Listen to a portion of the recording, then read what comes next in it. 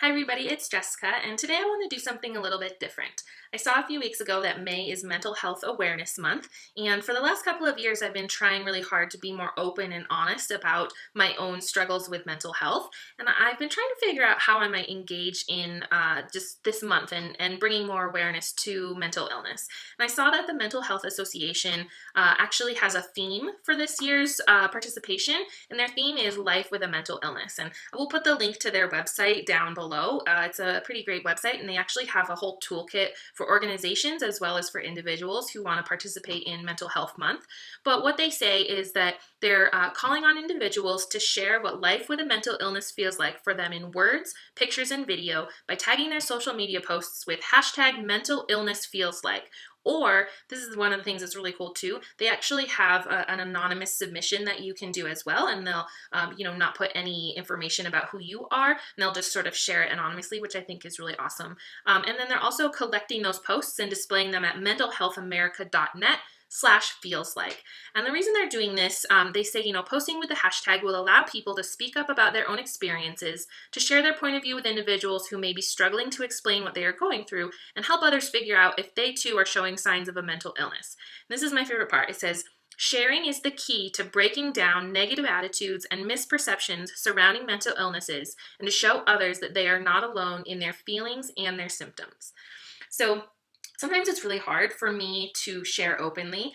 Actually, scratch that. It is always really hard for me to share this openly, whether it's on my blog or in a tweet or here on video about my own struggles with mental health. But the reason that I do it is because I know how helpful it's been for me to see other people sharing really openly and honestly. And, whether it's in times of strength or times of struggle with my own mental illnesses, when I see other people talking about it, it not only brings me strength and inspires me and brings me comfort, and just helps me through those times, but it also, really, I think, helps to get rid of the stigma that surrounds mental illness. And so that's one of the reasons that I try really hard to post openly and to share about those things.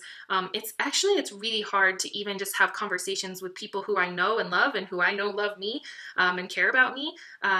Because sometimes I just don't even know what to say. And I also think that a lot of times it's hard to talk about these things without it seeming like you're looking for attention.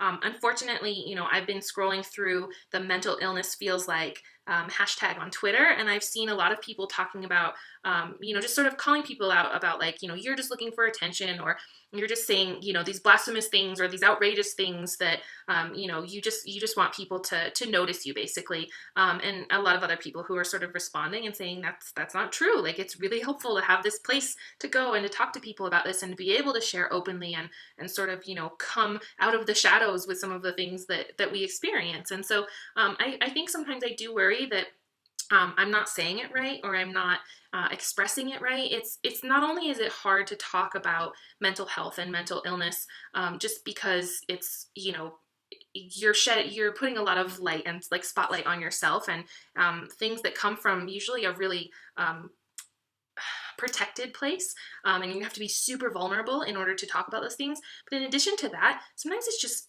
these kinds of things are really hard to talk about. It's hard to express what it feels like to someone, especially if that person has never experienced a mental illness. I know I have experienced depression and anxiety, and still when other people talk about some of the things that they have gone through with their mental illnesses or with depression or anxiety, it's hard for me to relate to that sometimes.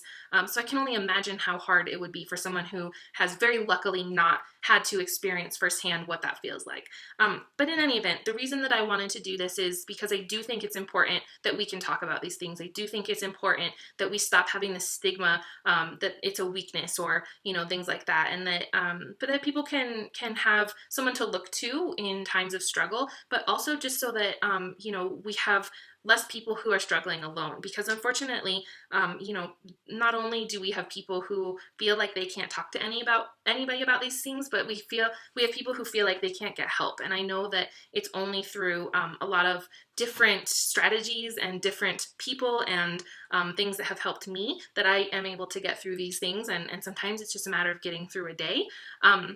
And so I want that world. I want to live in that world where you don't have to be afraid to talk about these things, and you don't have to worry about how people will look at you. So what I thought I would do is do 10 days of truth. So every day I'm going to try to post a new video and share really truthfully and honestly and openly some of my own experiences of just like my background and where I'm at currently, and some of the things that I've struggled with in the past and continue to struggle with, as well as some of the things that I, do or have done to try to work through some of these challenges. But every day I want to speak truthfully about it. And it's my hope that by sharing my own truths that I might bring comfort to someone or inspire somebody else, or, be doing my part to move more towards that world that there is no stigma anymore around mental illness. And so that's really what I'm doing for the next 10 days. And I hope that you will join me on this journey. I do apologize in advance that most of these videos will probably be quite long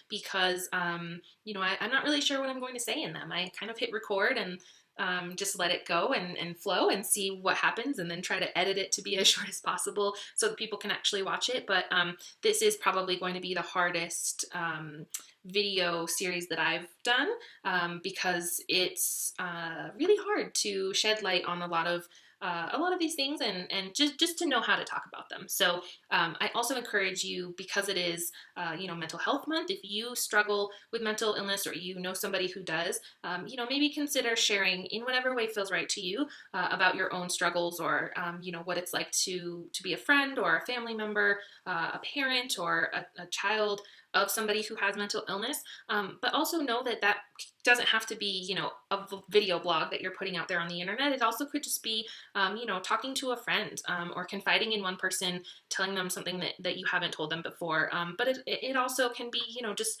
submitting something anonymously, on the Mental Health Association website as well. So in whatever way that we can come together and share mental health awareness this month, I really would encourage us all to do that. And thank you so much for being here, for helping me to create this safe space for sharing something that is often very hard to talk about and share. And I hope everybody had a great day, and I will talk to all of you tomorrow.